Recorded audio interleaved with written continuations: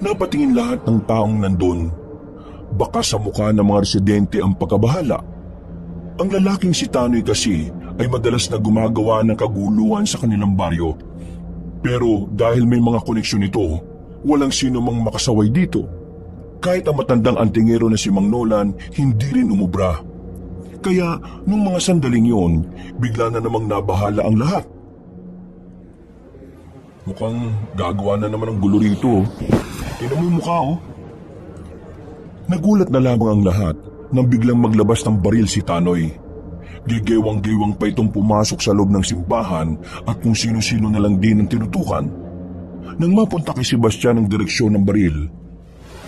Oh, Tanoy! Huwag ako! Wala akong kasalanan sa iyo ha! Ibaba mo yan! Nakikita ka ng Panginoon no? Natawa na lang ng malakas si Tanoy. Tila wala ito sa tamang kaisipan dahil sa kalasingan at pagiging sabog sa pinagbabawal na gamot. Nanginginig na rin sa takot ang binata. Hindi na rin ito alam ang gagawin. Kung sakali mang tumakbo siya palabas ay nababahala siya na baka bigla naman siyang barilin. Kung kakausapin naman niya ay baka mas lalo lang yung maudyukan. Napapalunok na lamang siya ng laway dahil sa kaba. Hindi magandang biro yan, Tanoy ha? Masama yan! Ibaba mo yan! Pero sa halip na pakinggan siya nito, ay tinawanan lang siya ng lalaki. Para itong nabubuang. Maraan siyang lumapit kay Tanoy sa pagbabakasakaling makumbinsi itong ibaba ang baril. Pero mas lalo pang itinutok sa kanya ang armas na naging dahilan para tuluyan ang manigas sa kinatatayuan ng binata. Tanoy! Ibaba mo yan! Hindi maganda yung gagawin mo! Napalingon silang lahat sa pintuan nang dumating ang matandang antingero. Sumimangot ang lalaking si Tanoy. Galit na galit nitong nilapitan ng matandang antingero. Bigla na lamang itong nagpaputok ng baril. Kasunod ng putok ay ang pagtakbuhan ng mga tao. Pati na rin ang biglang pagbagsak ni Mang Nolan. No! Maging ang sabog na si Tanoy ay natigilan din. Tila hindi rin ito inaasahan ang ginawa ng sarili. Pero laking gulat na lamang nila nang biglang bumangon ng matandang antingero. Nakangisi ito at tila nagyayabang na pinagpagang kanyang damit. Hindi ako magiging sikat at gwapong antingero. Kung sa bala lamang ng baril ng binatang walang kwenta ay mamamatay. Tanoy, matagal na ako nagtitimpi sa mga ginagawa mong kakulitan at kasamaan dito sa baryo natin ha. Ngayon, tutuldukan na natin ang pagiging maligalig mo. Lo, papaslagin niyo po ba siya? Ay, hindi naman. Tuturuan ko lang siya ng leksyon. Mabilis na lumapit si Mang Nolan kay Tanoy. Babarilin pa nga sana siya nito. Pero dahil sa pagiging antingero, walang nagawa ang hawak na armas ng lalaki. Madali yung naagaw ni Mang Nolan. Hinawakan nito ng maigpit ang kamay ng lalaki at inikot-ikot. Naparay na lamang si Tanoy. Hindi nagtagal, naidapa na ni Mang Nolan si Tanoy. Nagpalakpakan naman ang mga taong nasa simbahan. Nakahinga na lamang ng maluwag ang lalaking si Sebastian. Buong akala niya ay mawawalan na siya ng lolo. Dahil sa ginawa ni Mang Nolan, naging mabango na naman ang pangalan nito sa mga tao. Lalong-lalo na sa mga kababaihan. Parang maiihina sa kilig ang mga kadalagahan. Ang matatandang babae naman ay parang aatakin sa puso sa sobrang kilig. Mga kalugar, igapos yung isang ito at isuko sa kinauukulan. Bilang isang magiting na antingero ng ating baryo, hindi ko hahayaan na may kasamaan na mamamayani sa ating bayang Sinilagan. Habang narito ako, hindi kayo mapapahamak. Napapakamot na lamang sa ulo si Sebastian ng mga sandaling yon. Maatake na naman kasi ang pagiging mayabang ng kanyang lolo. Pero kahit na papaano ay masaya naman siya para sa kanyang lolo. Dahil din naman kasi sa kasikatan na matanda ay naisasalba nila ang kanilang pang-araw-araw. Matapos ang eksenang yon ay kinuha na rin ng mga tanod ang lalaking si Tanoy. Habang nagpapalakpakan ng mga tao, malapad lang ang ngiti ni Mang Nolan. Nakaiba talaga karakas ng lolo mo no? Tingnan mo naman pre, kilig na kilig sa kanya yung mga babae. At parang puputok na yata ang pantog ng mga yan eh. Ewan ko ba?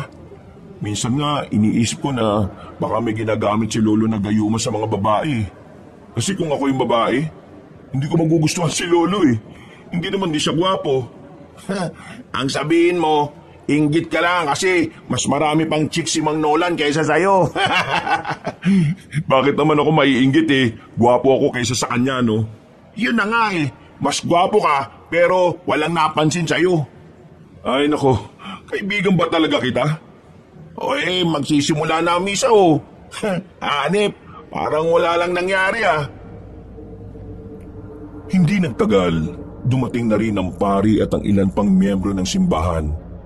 Hindi na pinagtuunan ang ginawa ni Tanoy. Walang nakapigil sa unang simbang gabi. Habang nasa kalagitnaan ng misa, narinig niyang tinatawag na ng pari ang kanyang lolo. Pero hindi yun lumapit sa harapan. Sa pag-aakalang nasa labas lang ang antingero, lumabas sandali si Sebastian para hanapin ang lolo niya. Sinilip niya ang madidilim na parte ng paligid ng simbahan. Hindi niya inaasahan na makikita niya ang matandang si Nolan na may kaharutan na babae. Agad niya yung nilapitan. Nagmamadali namang makalis ang babae na tila ba nahihiya. Pambira naman kayo. Kanina pa kayo hinahanap ni Father tapos nakikipaglampungan lang pala kayo rito. Ikaw ang pagbihira.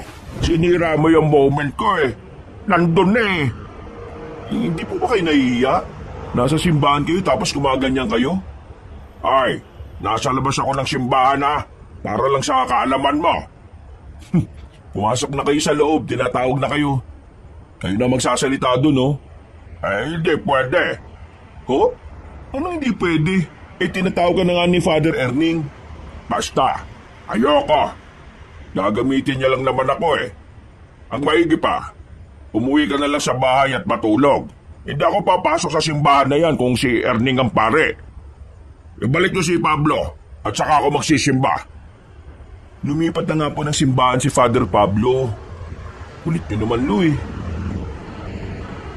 Hindi na nagpapilit pa ang matandang si Nolan.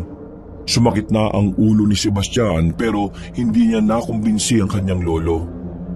Bumalik na lamang siya sa loob. Makalipas lang ang 10 minuto, natapos na rin ang misa. Dumiretso na agad siya ng uwi. Sasapit na ang liwanag noong mga sandaling yon.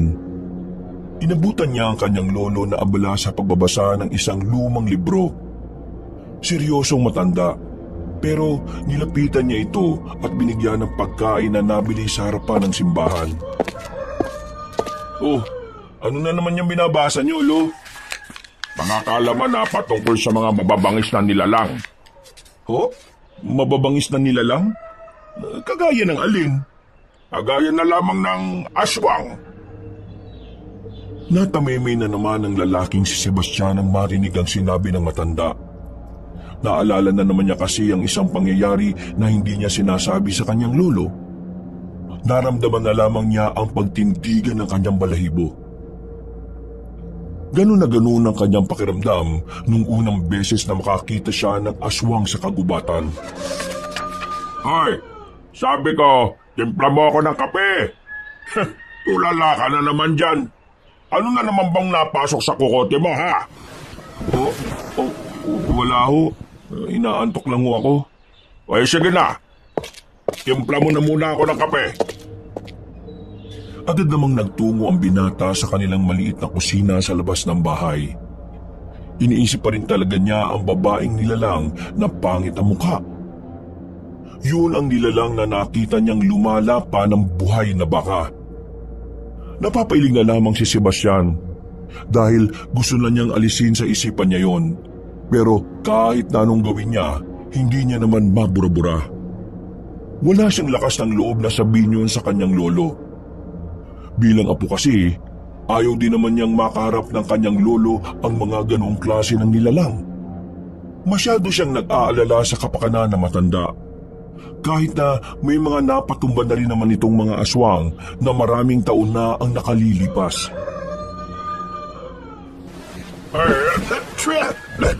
Bisit ka! Bakit nakaalak ng kapeng to? Napakamot na lamang sa ulo ang binata nang mapagtanto na asin pala ang nailagay niya sa kape sa halip na asukal. Tumakbo na lamang si Sebastian sa labas nang makitang humaawak na ng pamalo ang matandang si Nolan. Wisit ka talaga sa buhay ko no? Malang-mala ka sa tatay mo sila, ulo! Kinabek-bek mo muna ako, Lo. Kape ka na lang dyan. Ang! Nagmamadali na lamang na naglakad si Sebastian. Natatawa na lamang siya sa nangyari. Hindi lang kasi yun ang unang beses na natimpla niya ng maalat na kape ang kanyang lolo. Habang naglalakad, narinig na naman niya ang ilang dalaga sa gilid na pinag-uusapan ng kanyang lolo Nolan. Napapangisi na lang siya dahil doon. Ang bihira. Kilig na kilig talaga sila kay lolo Lakas ng sex appeal ni lolo kahit kulubot na. Napatigil siya sa kanyang paglalakad nang makita niya ang lalaking si Cardo. Isa itong tindero ng taho. Kada umaga ay dumadaan yun sa kanilang baryo. Naisipan niyang bumili para sana yun na lang ang kanyang agahan.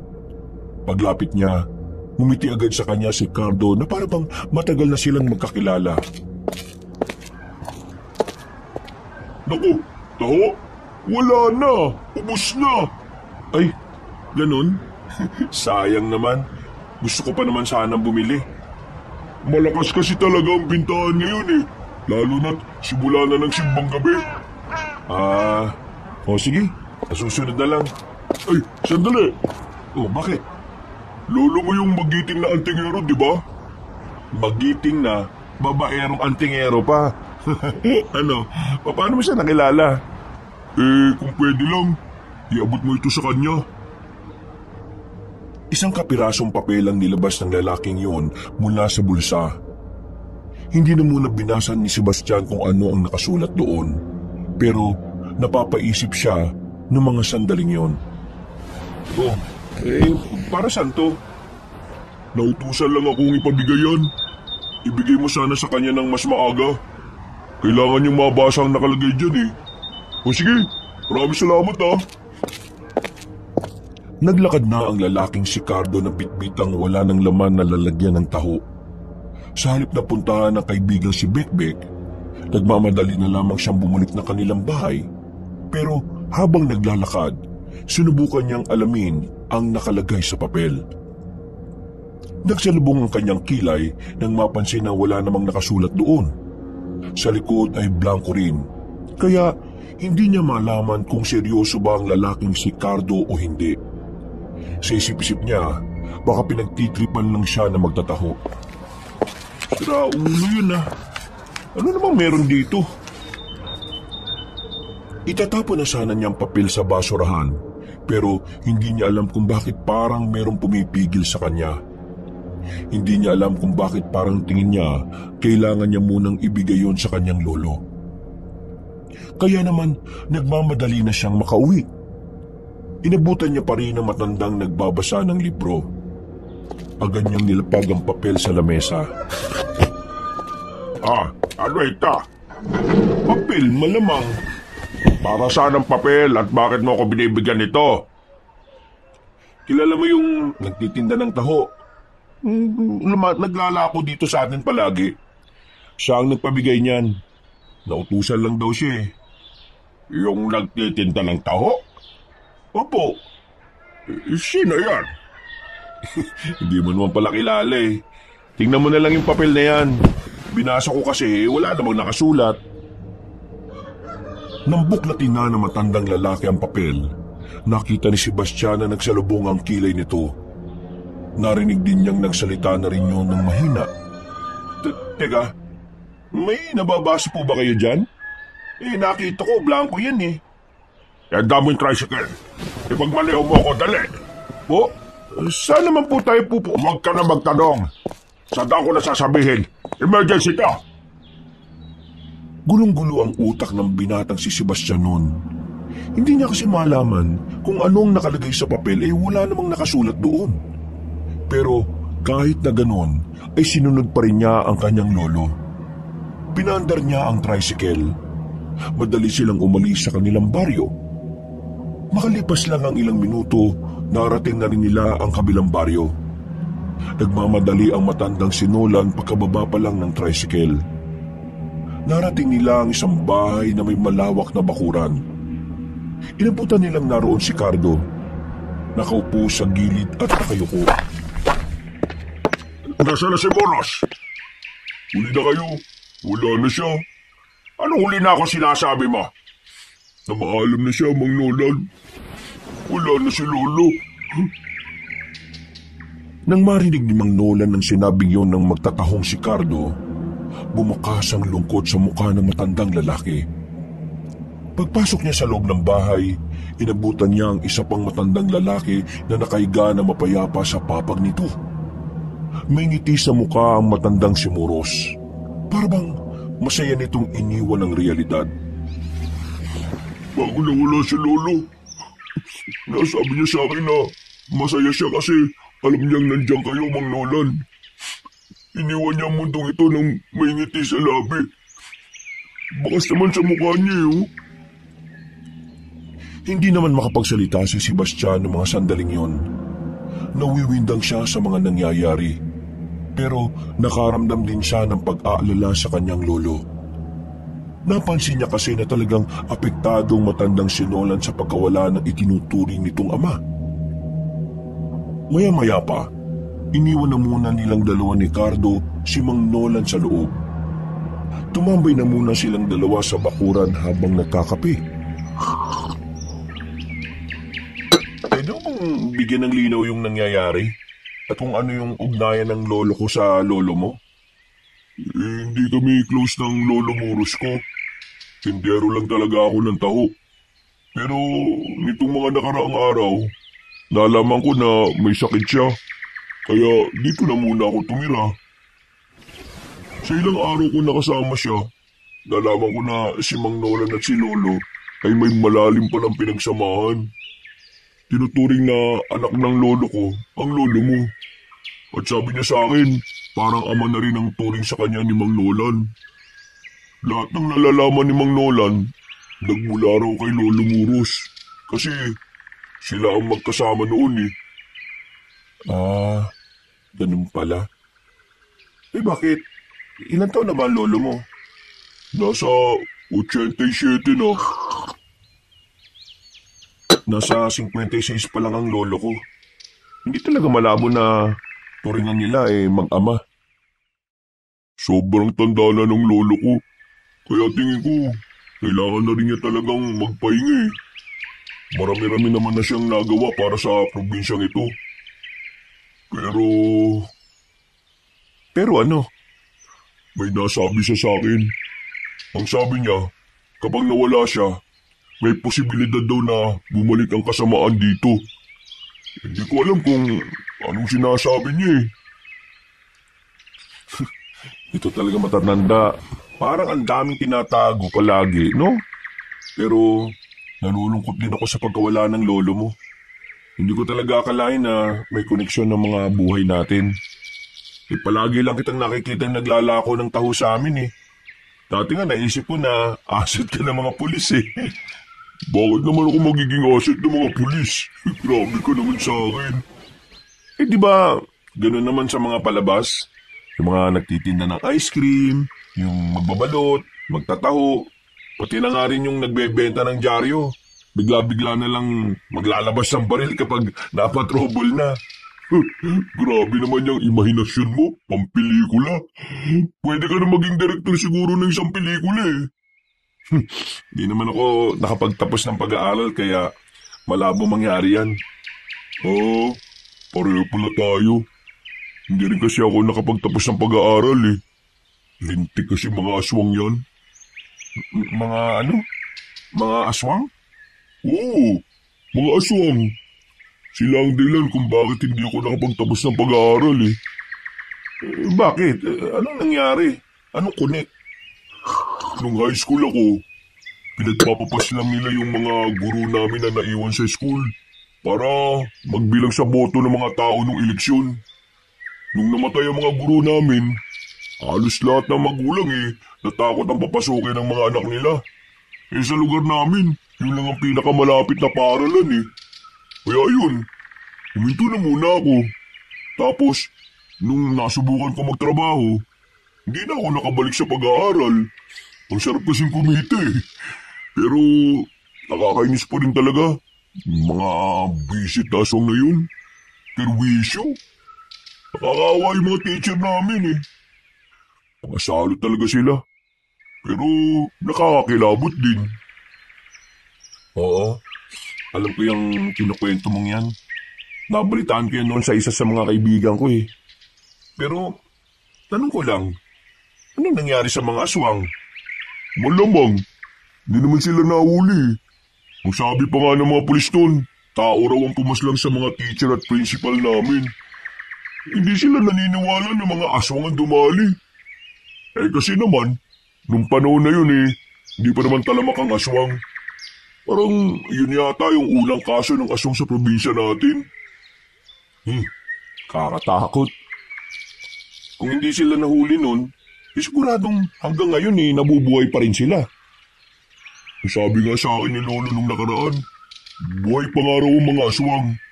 Naghihintay lang daw ang mga yun ng tamang pagkakataon. Kung sakaling bumalik sila, at itong lugar na ito ang unang puntahan, anong gagawin mo? Malamang papatayin ko sila. Dahil sa kanila kay nagbago takbo ng buhay na karamihan sa amin eh. Hindi ka natatakot? Bakit naman ako matatakot? Ang sabi sa akin ni Lolo, hindi naman uubra sa mga tao yung mga aswang-aswang na yan. Napatangon na lamang si Sebastian ng mga sandaling yon.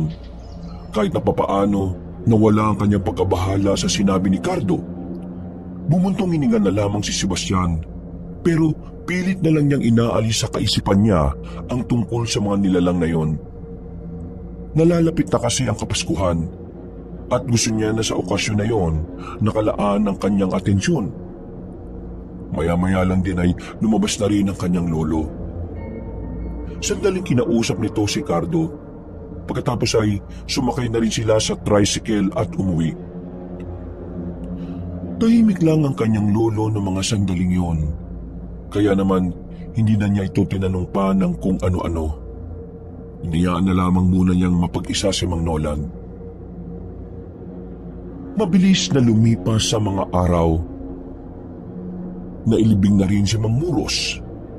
Ilang araw na lang din ay sasapit na ang Kapaskuhan. Damang-dama na ang diwa na Kapaskuhan sa kanilang baryo. Bawat bahay kasing madadaanan ay may kanya-kanya ng dekorasyon na makikita. Pre! Uy! Halika! Ha? Bakit? Tingnan mo itong binili ko, oh. Maganda ba? Nagsusot ka na rin pala niyan? Oh, bakit? Hindi ba bagay? Bagay naman. Parang nakabalot sa suman eh. Ang sikip sa katawan mo. Para ka naman talagang sira, oh. Kahit nakailan ka talaga. Ay, teka. Ano nga palang balita sa papasukan mong trabaho? Hindi ako natuloy, eh. Bakit? Akala ko ba ayos na yun? Anong ayos na? Biglang nagsara yung factory. Ang chismis, natakot daw sa aswang. Ewan ko ba kung sino na namang nagpauso ng kwentong aswang na yan? Matagal nang wala yung mga aswang, eh. Pati tuloy yung trabaho ko na sana nawala pa. Aswang na naman. Na naman? Wala. Ano palang balak mo ngayon? Di ko nga alam, eh. Baka hintayin ko na lang muna sigurong matapos yung taon na ito. Ilang araw na lang din naman. Saka ako hahanap ng bagong trabaho. Ikaw? Ayun. Papasada pa rin ako. Hintayin ko lang maayos yung tricycle. May sira kasi ngayon eh. Ay siya nga pala. Nakita ko na naman pala yung lolo mo kagabi, ah. Iba na naman ang kasamang babae. Ha? Iba na naman? Anong itsura? Matangkad. Kasing tangkad yata natin. Medyo morena. Pero sexy pre, ah. Ganda ng pagkakakurban niya.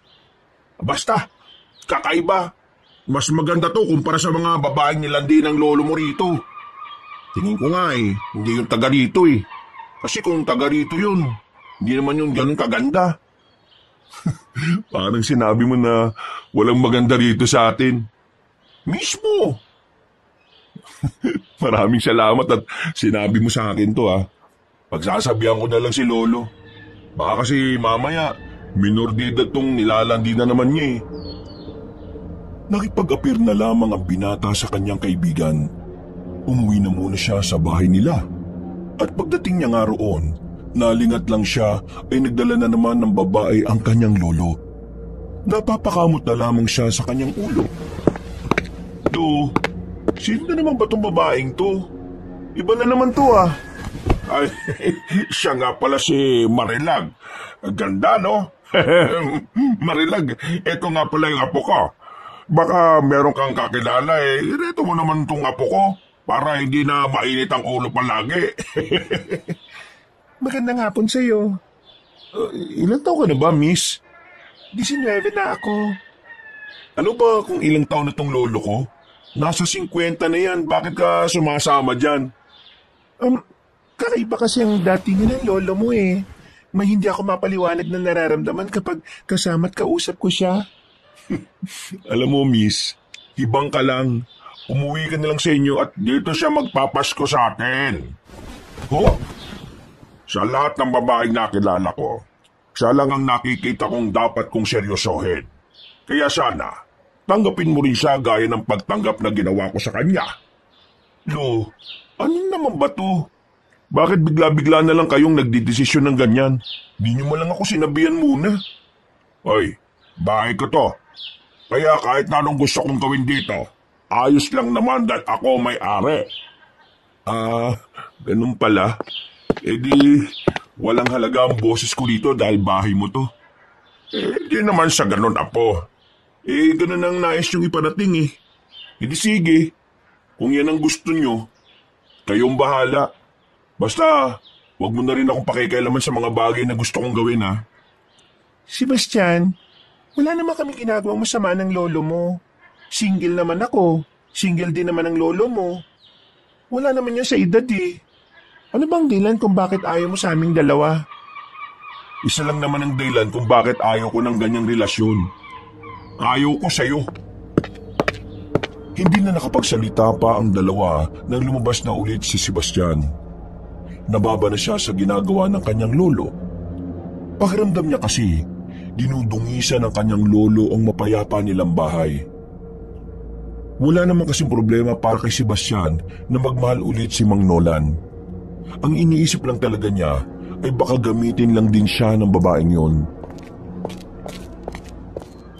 Ay, nako. May bago na naman palang miyembro ng pamilya ninyo. 4 na araw na lang, Pasko na. Mukhang kasama niyo talaga sa Noche Buena yung babaeng yun ha. Siya yung babaeng sinasabi mo sa akin kanina. Nakakabanas nga eh. Hindi man lang ako kinausap ni Lolo. Basta na lang niya patitirahin niyo sa bahay. Eh, bakit ba ayaw mo? Maganda nga yun eh. May babae na sa bahay niyo para may tagagawa na ng mga gawaing bahay dun sa inyo. Sira ulo ka ba? Ganyan tingin mo sa mga babae? Gawing utusan? Hindi naman yan ang iniisip ko eh. Ayoko lang talaga na masaktan si Lolo. Kasi mukha namang hindi seryoso yung babae sa kanya. Alam yata ng babae na yun na mapera si Lolo kasi nga sikat siya dito sa atin at marami siyang natutulungan. Eh wala ka na talaga magagawa niyan, pre. Lolo mo naman talaga ang masusunod eh. Makisakay ka na lang sa trip niya. Iniisip ko nga din, paano kung makaapekto yung babaeng yun sa pagiging antingero ni Lolo? Basta, duda ako sa babaeng yun. Isang malalim na paghinga na lamang ang nagawa ng binata. Napapailing na lang din siya dahil sa pagkadismaya.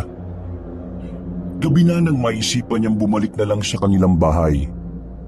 Inabutan niya ang kanyang lolo sa bakuran na naglalaga ng kung ano. Pagsilip niya sa loob, hindi niya nakita si Marilag. Buti naman nakauwi ka na. Nagluluto na ako ng panghapunan natin. Nasaan yung babae mo? Eh di ba ayaw mo siya rito? Eh di pinauwi ko na. Pinauwi nyo? Seryoso ba kayo? Ano ka ba? Mas prioridad ko pa rin naman ikaw. At saka, sinabihan ko siya na magkita na lang kami palagi. Para kahit na hindi kami natuloy dito sa bahay, hindi niya naman ako mamibis. Lo, ano ba talagang meron sa inyo? Bakit ang daming babaeng nahuhumaling sa inyo? Ang tanda nyo na. Wala naman. Siguro yung karakas ko lang at yung kakaibang dating. Kailangan ba talaga meron kayong babae sa buhay? Titigil ko na nga sana yung ginagawa ko kaso nawala naman si Itay Muros.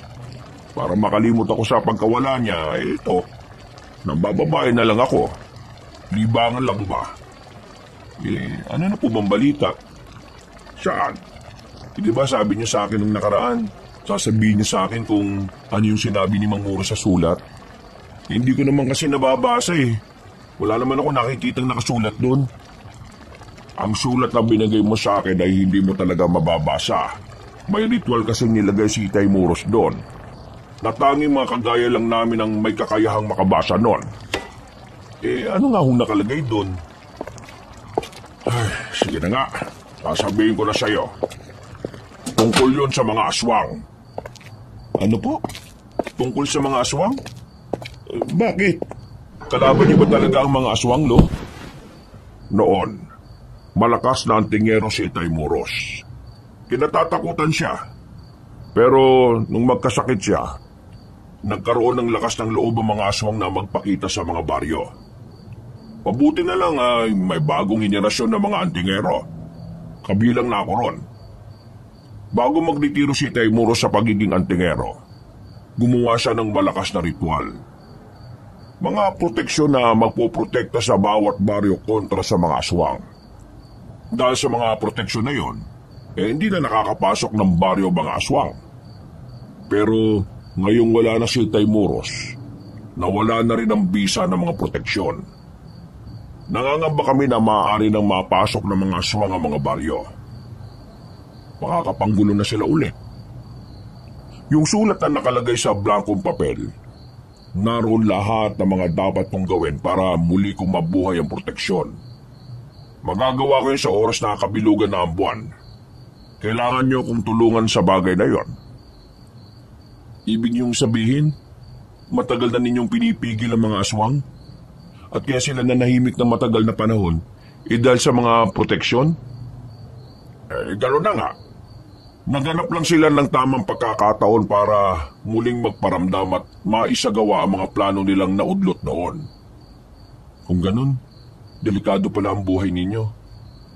Matagal na namang delikado ang buhay ko. Hindi lang halata dahil puro babae ang inaatupag ko. Lo, dapat talaga huwag ka muna mambabae. Kasi nadadamay lang yung babae mo sakaling puntirihin ka na rin ng mga aswang.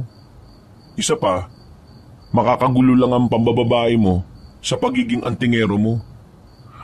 Alam mo, Apo, sa bagay may tama ka dyan. Pero ang sarap kasi kapag may babae ka kaya ayos lang Kaya ko namang ipagsabay. Tumawa lang ng malakas sa matandang si Nolan. Napanganga na lamang si Sebastian sa pinapakita ng kanyang lolo. Seryoso na kasi ang kanilang usapan pero bigla na lang naging siraulo ang matanda. Pumasok na lamang si Sebastian sa loob ng bahay. Inayos na lamang niya ang dekorasyon sa loob. Napapangiti na lang siya dahil nalalapit na ang Kapaskuhan. Ang araw na kung saan pakiramdam niya ay nasa maayos na kalagayan ng lahat. Pero kinabukasan, nagulantang ang kanilang buong baryo nang pumutok ang isang nakakakilabot na balita. Lahat ng tao ay napapunta sa malawak na bakuran ng barangay. Ang maglolong Nolan at Sebastian ay tumungo rin doon. Nadatnan nilang wala ng buhay ang lalaking si Tanoy na nakatakip na lang ng dahon ng saging. Si Tanoy ang lalaking madalas na lang na nagwawala at naghahanap ng away sa kanilang lugar.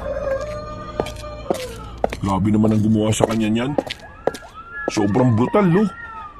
Ang dami niyang sugat, Tapos, tingnan niyo yung leeg niya. May butas. Parang grinipuan siya sa leeg. Nagsisimula na sila. Anong nagsisimula? Yung mga aswang. Gumagawa na sila ng pagkilos para iparamdam ang kanilang presensya. Nagtindigan ang balahibo ni Sebastian sa sinabi ng kanyang lolo. Sa kanya lamang naintindihan kung ano ang dahilan kung bakit may butas sa leg ang biktimang si Tanoy.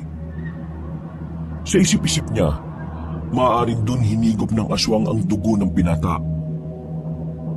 Matapos makiusyoso, agad na umalis ng bahay si Mang Nolan. Nagpaalam ito na mayroong kakausapin na tao. Hindi naman na pinigilan ni Sebastian ang kanyang lolo dahil iniisip niya na kapwa nito ang tingero ang kakausapin. Mag-isa lamang nagsisibak ng kahoy ang binata sa kanilang bakuran nang dumating si Cardo. Hindi na yun nagpaalam. Diretso na yung pumasok sa kanilang bakuran. O Cardo, nagparamdam ka. Ilang araw kang walang tindang tao ah. Ano, kumusta?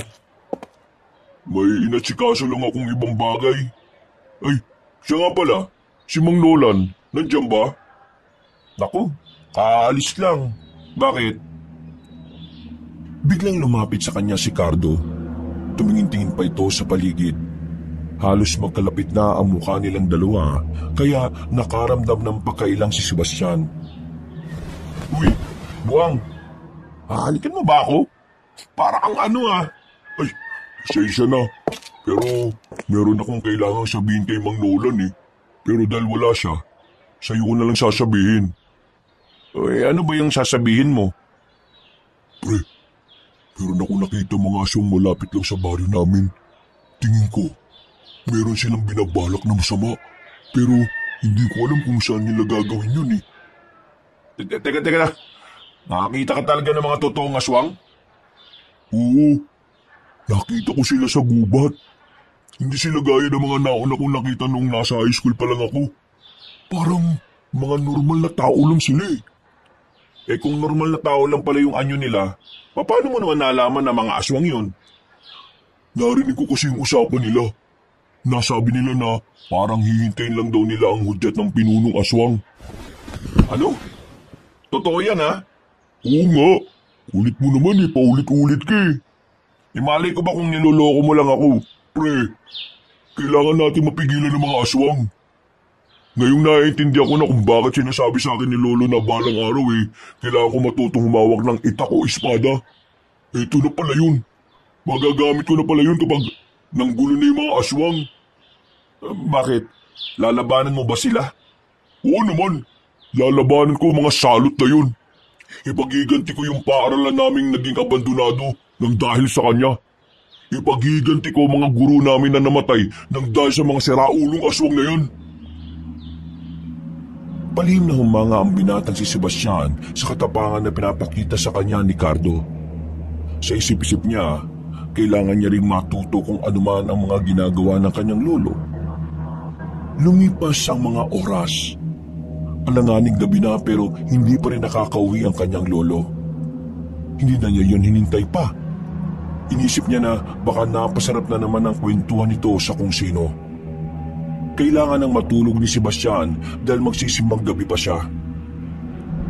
Bandang 4:00 na madaling araw, nakabihis at nakahanda na siya.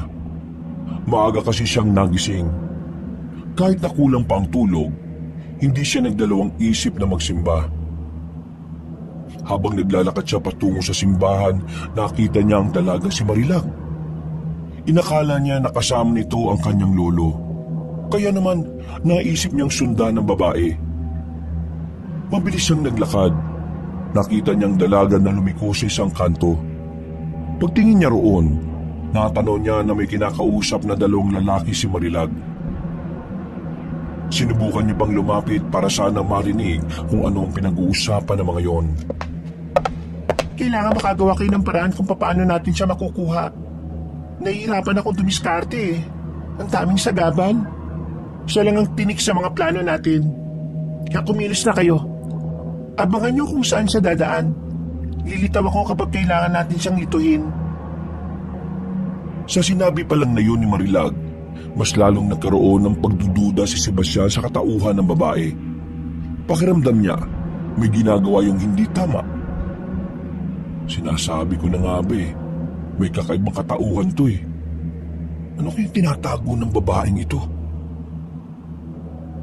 Nang makita niyang napalingon sa kinaroroonan niya ang mga yon, naisipan na rin niyang umalis doon bago pa siya makita. May bahid ng kaba nang dali-dali siyang naglakad palayo. Napahawak na lamang siya sa dibdib na makarating na rin siya sa harapan ng simbahan. Sa wakas, nakarating na rin ako. Kinabahan ako nun, ha? Hoy, saan ka kinabahan? Uy!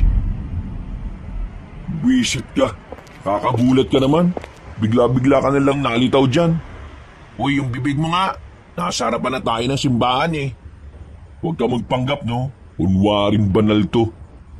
Ano nga? Bakit ka kinakabahan? Wala ka na ron. Uy, sige. Ikaw, bahala ka. Natigilan ng kanilang sandaling pag-uusap nang mapadaan sa kanilang harapan ang pari na si Erning. Hindi pa yun nakasuot na pangpari, kaya hindi nila agad nakilala. Mga ginoo. Bakit ayaw niyo pang pumasok sa simbahan para makausap niyo yung Panginoon habang naghihintay na dumami ang mga tao? Sige po, maya-maya na rin po, papasok na rin naman po kami. Ikaw ba si Sebastian, ang apo ni Nolan? Opo, ako nga po. Nagtatampo na ako sa lolo mo, ha? Hindi kasi siya sumisipot sa mga imbitasyon ko. Gusto ko kasi sana siyang pagsalitain sa harapan ng ating mga kalugar. Baka naman po busy lang siya. Pero sigurado po ako, kapag hindi na siya abala, dadalo naman po siya. Ay nako, sana nga. Gusto ko lang kasing bigyan ng pansin ang ginagawa niyang kagitingan. Pinoprotektahan niya kasi ang baryong ito laban sa mga masasamang elemento. Huwag po kayong mag-alala, Father. Kapag nagkausap po kaming dalawa, sasabihan ko po talaga siya at kukumbinsihin ko. Ay nako, maraming salamat naman kung ganon. Tinapik na siya sa balikat ng paring si Erning. Ngumiti yun bago sila iwang dalawa. Alam mo, parang may kakaiba sa bagong pari natin eh, no? Paano kakaiba? Ewan ko rin. Basta, parang may ewan. Ewan ko nga sa'yo. Pumasok na lamang sila sa loob ng simbahan. Maya-maya pa ay nagsimula na rin ang misa. Naging payapa ang mga sandali hanggang sa matapos. Paglabas ni Sebastian, nakita niya ulit ang babaeng si Marilag na nanggaling sa gilid ng simbahan. Wala siyang ideya kung ano ang ginawa ng babaeng yun doon. At para bang hindi siya nito nakita dahil sa dumaan naman ito sa kanyang harapan. Nagduda ang binata. Sa pagkakaalam niya kasi, ang babaeng yun ay hindi naman talaga taga-baryo nila. Sinubukang sundan ni Sebastian ang babae, pero tila nararamdaman yata nito na nakabuntot siya. Bigla na lamang kasing lumiko sa isang iskinita si Marilag at naglaho na lamang na parang bula. Saan kayo napunta yung isang yun? Napakamot na lamang sa ulo ang lalaking si Sebastian. Hindi na niya nahagila pa ang babae kaya minabuti na lamang niyang umuwi sa kanila. Pagdating niya sa bahay nila ay inabutan niya si Mang Nolan. Naguhugas na ito ng kanyang itak na nabahira ng dugo. Nanlaki ang mga mata ng binata nang makita yon. Natataranta itong lumapit sa kanyang lolo. Lo, sinong tinagaan niyo? Buang! Hindi seryoso ako sa tanong ko. Sinong tinagaan niyo? At bakit may nilusob namin ng mga aswang sa isang kubo sa gubat ng Rosario? Napatay namin ang dalawa, pero marami pa rin ang nakatakas. Nakalaban niyo mga aswang? Teka, seryoso ba kayo? Sebastian, apo, mag-iingat ka tuwing aalis ka, ha? Hindi kita mababantayan palagi, kaya sana kaya mong ipagtanggol ang sarili mo. Bukas ng gabi aalis ako. Kasama ko si Cardo. Meron kaming pupuntahan ng mga kakilala namin. At meron din kaming ikukumpirma kung aswang ba o hindi. Si Cardo, kasama niyo? Lo, gusto ko rin sumama. Mapanganib. Dumito ka na lang sa bahay. Pero bakit sige na? Sumunod ka na lang sa akin. Komplikado ang lahat. Hindi na nakaalma pa ang binata. Sinunod na lamang niya ang sinabi ng kanyang lolo. Hanggang sa bago siya matulog, naiinggit pa rin siya kay Cardo dahil yun ang kasama ng kanyang lolo. Pero sa kabilang banda, pinapalagay na lang niya na mas mainam na ring hindi siya sumama. Nang sa ganun ay walang naging pabigat. Kinabukasan ng umaga, nagising na lamang si Sebastian dahil sa naririnig niyang tinig ng babae sa labas. Utit, gising ka na. Halika, sabayan mo na kaming kumain. Bakit nandito na naman yan? Magandang umaga sa iyo, Sebastian. Tiningnan niya na maigi ang babae. Tinitigan niya yon sa mata. Mula nang makita niya yung may kausap na ibang lalaki, mas lalo talagang nag-iba ang tingin niya roon. Malakas talaga ang kanyang hinala na merong hindi sinasabi ang babae. Bagay na gusto niyang alamin. Hindi na lamang pinansin ni Sebastian si Marilag. Hindi na niya yon pinaalis. Naisip niyang mas maiging naroon ang babae para mas maobserbahan niya ang kilos nito. Sa mga sumunod na sandali, naging normal lang naman ang pakikitungo sa kanila ng babae. Kaya naman tila naguguluhan ang binatang si Sebastian kung ano nga ba talaga ang gustong ipahiwatig ng babae. Bandang hapon, nagpaalam na rin si Marilag sa kanila. Tahimik lang ang binata pero ang totoo, binabalak na niyang sundan ng babae. Nang matanaw niyang medyo nakakalayo na yon, nagmamadali siyang lumabas ng bahay. Sunundan nga niya si Marilag. Sa kakasunod niya, hindi na niya namalaya na unti-unti na pala siyang nakakalayo ng kanilang baryo. Sa kaya'y punta ng isang ito? Hindi ko alam. Uy, wisit ka. Bakit mo ko sinundan? Nakita kitang sinusundan mo si Marilag eh. Ikaw Buang. Nagdududa na kasi ako sa kanya eh. Kaya susundan ko siya para malaman kung anong tinatago niya. Tara, sundan na natin siya. Sasama ka talaga? Oo naman. Oh, Nasaan siya? Visit ka kasi, nawala tuloy. Walang sinayang na sandali si Sebastian. Mabilis siyang naglakad para sundan si Marilag. Pero nang makarating na sila sa labas ng kanilang baryo, hindi na nila yun nakita pa. Dinapit na lamang ni Sebastian ng malakas ang kanyang kaibigan. Dismayado siya dahil kung hindi nawala ang paningin niya kay Marilag, ay baka nasundan pa rin nila yun. Wala na. Dapat kasi kung sinundan mo ko, hindi mo na sana pinaalam eh. Tingnan mo naman kasi nangyari Nawala sa paningin ko. Paano ko malalaman ngayon kung saan siya nakatira? Ano ka ba naman? Ako pa sinisi mo. Ikaw tong hindi nakatingin eh. Ay naku, nakakainis ka talaga. Hindi mo pa ako maintindihan. Kaya itiko mo na lang yung bibig mo at baka mabatukan pa kita. Palis na sana ang dalawa ng mga sandaling yon nang biglang nakita nila si Marilag na nasa likuran nila. Laking pagtataka ni Sebastian kung papaanong napunta roon ang babae gayong alam nilang naiwan na sila rito. Sinusundan niyo ba akong dalawa? Ha? Bakit ka naman namin susundan? Hindi ko rin alam. Bakit niyo nga ba ako sinusundan? Malayo na ito sa baryo natin pero nandito pa rin kayo. Napaka-imposible naman yung direksyon na pupuntahan ko ang pupuntahan niyo rin. O bakit? Hindi ba pwedeng ganon? Hindi talaga pwede. Lalo na kung ang pupuntahan ko ang lugar ng mga aswang. Nang marinig ng dalawang sinabi ng dalaga, bumakas agad ang pangamba sa kanilang muka. Nakaramdam agad ng kakaiba ang dalawang binata. Tiningnan nila ng maigi ang mukha ni Marilag. Napansin nilang tila kakaiba na rin ang ngiti ng dalaga. Hindi na yun nakakaakit, kundi parang meron yung binabalak na hindi maganda. Marahang napatras ang magkaibigan. Tumingin-tingin sa kanilang paligid. Bakit hindi kayo makapagsalita? Natatakot na ba kayo? Uy, biro lang naman. Nagbibiro ka tungkol sa aswang? Baka mamaya maniwala kami niyan. Medyo weirdo ka pa naman. Paanong weirdo? Nakita kita nung nakaraan na galing sa gilid ng simbahan eh.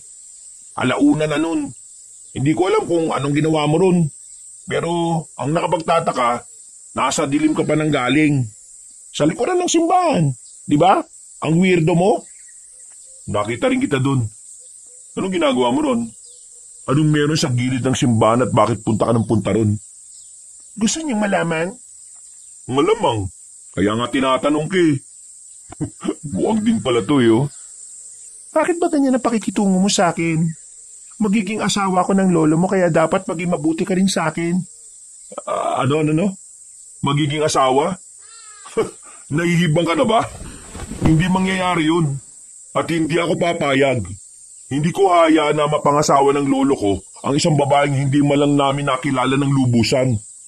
Wala ka na magagawa, Sebastian. Hawak ko na sa liig ang lolo mo.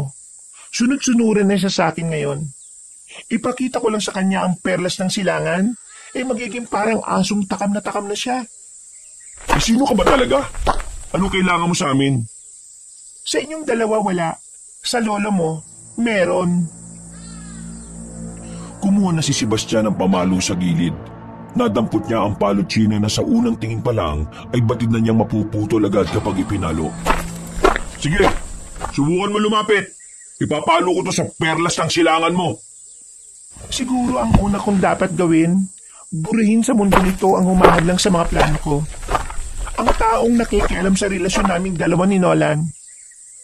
Sinasabi ko na nga ba eh, hindi ka dapat pinagkakatiwalaan eh. Bigla na lamang nagbago ang kulay ng mga mata ng dalaga. Bumaba ng bahagya ang kuko nito at nagkaroon ng mga nakaumbok na ugat sa bandang sentido nito at sa gilid ng mga mata. Sa puntong ito, kumpirmado na ng dalawa na ang babaeng kinakausap nila ay hindi talaga tao. Na ang babaeng minamahal ng kanyang lolo ay isa palang aswang. Isa kang aswang? Oo, isa akong aswang. At ngayon, buburin ko na kayo sa mundong ito para wala nang pasira sa mga plano namin. Pre, anong gagawin natin? Ano pa? Editang mo! Binato ni Sebastian sa mukha ang babae ng hawak na palotsina. Tinamaan ng babaeng aswang sa mata kaya nagkaroon sila ng pagkakataon na makatakas. Parang mauubusan na ng lupa ang dalawang binata habang tumatakbo sila. Wala na silang pakialam kung saan napatungo ang kanilang direksyon. Ang pinakamahalaga na lamang sa kanilang dalawa ay matakasan ng babaeng yun. Bilisan mo! Diyos ko ka, ang bagal-bagal mo! Maluwag kasi short ko, pre! Saglit lang, nalalaglag eh! Ano ba naman short to? Makalipas ang halos 5 minutong pagtakbo, napansin nila na parang wala na ang umahabol sa kanila. Gumilig na muna sila para magpahinga. Hingal na hingal kasi sila at nahihirapan na rin makahinga. Masakit na rin ang mga paa nila. Wala na yata. Dito na muna tayo. Magpahinga na muna tayo dito. Ang sakit na mga paa ko eh.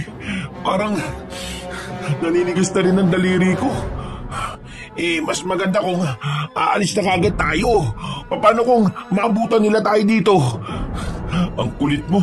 Di ba masakit na rin ang mga paa mo? Paano kung mas maabutan nila tayo kasi ang bagal na ng takbo natin? Ikalma mo muna yung itlog mo, no? Magpahinga muna tayo dito. Huwag ka nalang maingay. Nakakainis naman. Baka mapaano pa tayo dito eh. Sinasabi ko na nga ba eh. Hindi talaga normal ang babaeng yun eh. Unang kita ko pa lang sa kanya. Alam ko nang parang may tinatago siya. Saan ba kasi nakilala ng lolo mo yun? Maganda nga, pero aswang pala. Nakakatakot. Ewan ko ba kay lolo? Pinagtataka ko. Bakit parang hindi naman niya alam na aswang si Marilag? Magaling na antingero siya eh. Alam niya nga sana nung unang tingin pa lang kung nagsisinungaling ang isang tao. Pero si Marilag, hindi niya nabuko. Baka naman kasi may ginawa sa kanya si Marilag. Baka alam mo yun, yung parang yung puro ka eh. Anuhin kita dyan eh. Yung gayuma. Oo, yun. Baka ginayuma niya lolo mo. Gayuma? Kaya ba ng aswang yun? Oo! Nakakagawa ng panggayuma mga aswang. Yan kasi, di ka kasi nagbabasa ng mga tungkol sa kanila eh. Kung nagayuma nga nila si Lolo, malaking problema to. Kaya pala hindi man lang pinapakinggan ni Lolo yung opinyon ko. Kaya pala parang bulag na bulag siya. Ang problemahin natin ngayon kung paano tayo makakalis dito. Diyos ko, nandito na tayo sa hindi natin alam. Wala pang dumadaan na sasakyan. Bakit ba kung kailan kailangan natin ng masasakyan saka naman walang masakyan tong mga to? Kapag hindi naman natin kailangan, nagkalat lang sila. Ganitong-ganito yung sa pelikula Parang sinasadya tong mga nangyayari sa atin. Nako, huwag ka na nga munang maingay. Nag-iisip ako Bumuntong ininga ang binatang si Sebastian. Nang maramdaman nilang kaya na nila ulit tumakbo, saka na sila nakaisip na lumabas ulit. Pero hindi pa man sila nakakalayo, bigla na silang hinarang ng babaeng si Marilag. At sa pagkakataong yon, ay mas nakakatakot na ang itsura ng babae. Naglalawa na ang tumutulo nitong laway. Mukha na talaga itong halimaw. Paano mo kami nasundan dito? Kahit na saan kayo magpunta, mahahanap at mahahanap ko ang amoy ninyo. Mas malala pa pala sa ilong ng aso yung ilong mo Hindi na kayo makakatakas ngayon. Pre, handa mo sarili mo O bakit? May magagawa pa ba tayo dyan? Akong bahala sa tumul na yan. Hindi nagtagal, gumapang na palapit sa kanila si Marilag. Lakas loob na sinipa ni Sebastian ang mukha ni Marilag. Nang tamaan yon sa panga, ay agad yung nakaramdam ng hilo. Hindi nagsayang ng sandali si Sebastian. Nilapitan niya ulit ito at saka sinuntok ng malakas sa mukha. Hindi pa nakontento ang binata. Kinurot niya sa singit ang babaeng aswang. Nang amuyin niya ang kanyang daliri, halos mahilo-hilo siya sa sobrang baho. Parang mas mabaho pa ito sa baryo piyesta na bagoong. Hindi ka man naguhugas ng singit mong aswang ka? Ang baho! Pwisit ka? Inigigil mo talaga ako Ikaw na lang nakikiamoy. Nagrereklamo ka pa? Takbo na! Karipas na naman ng takbo ang dalawang binata. Lumabas na sila sa kagubatan. Nasa kalsada na sila sa pagbabakasakali na may makakita sa kanila. Pero nung hapon na yon, tila hindi umaayon sa kanila ang panahon. Para bang kinakapitan sila ng kamalasan dahil kahit isang sasakyan ay walang lumilitaw. Makalipas ang ilang minutong pagtakbo, napansin nilang malapit ang sumapit ang kinagabihan. Unti-unti nang kumakagat ang kadiliman. Sandali! Sandali naman! Iniingal na ako Sandali, uy! Pahinga kaunti! Hindi tayo pwede magpahinga. Baka mabutan na niya tayo. Nabira naman Kanina, ikaw gusto magpahinga. Ngayon, ako ayaw mo. Ay naku, bahala ka dyan. Mauna na ako. Uy! Sandali naman! Kahit na masakit na ang mga paa, hinihingal at parang hindi pa rin makahinga, pinilit nilang makatakbo. Maya-maya pa, meron na rin silang narating na tindahan. Nakahinga sila ng maluwag dahil may mga tao roon. Nakahingi na lamang sila ng tubig. Mabuti na lang at mababait ang mga nasa karinderya. Pre, sabihin kaya natin sa kanila na inaabol tayo ng babaeng aswang. Tingin mo, maniniwala kaya ang mga yan? Baka mamaya iisipin pa ng mga yan na nababaliw tayo o may sira tayo sa ulo. Nasa na ba tayo? Hindi ko na alam tong lugar na ito Sabi nung isa, malapit na to sa Barrio Rosario. Ngayon ko lang narinig ang baryong yun Sa pagkakaalala ko, yung baryong yun doon galing sila lolo kagabi. Pero sa gubat doon ng Rosario, may pinaslang silang aswang. Kung ganon, baka meron dito mga aswang, pre. Uy, shh! Huwag kang maingay. Baka marinig nila tayo. Ano naman kung marinig tayo? Paano kung isa sa mga yan aswang? Di napukaw pa natin ang atensyon nila. Ay, oo nga sorry. Manahimik ka na nga lang muna dyan. Maghihintay tayo ng pwedeng mapakiusapan para makasakay tayo. Bumuntong hininga na lamang si Sebastian. Kahit na papaano ay nabawasan na rin ang kanyang kaba. Pero sa isip-isip niya ay kailangan niya makabalik sa bahay nila bago umalis ang lolo niya. Makalipas ang mahigit 1 oras, meron na ring dumaan na tricycle sa harapan. Nagmamadali silang lumapit doon. Mabuti na lamang ay may dala rin silang pera para madali nilang makumbinsi ang driver na ihatid sila. Nasa 20 minutong biyahe lang ang kanilang tinahak. Hindi nagtagal ay nakabalik na rin sila sa kanilang baryo. Pasado 7:00 na noon, kaya nagmamadali na siyang makauwi sa kanila. Pagdating nila sa bakuran, inabutan niya si Mang Nolan at si Cardo na papalis pa lang. Oh, saan ka ba nagpunta?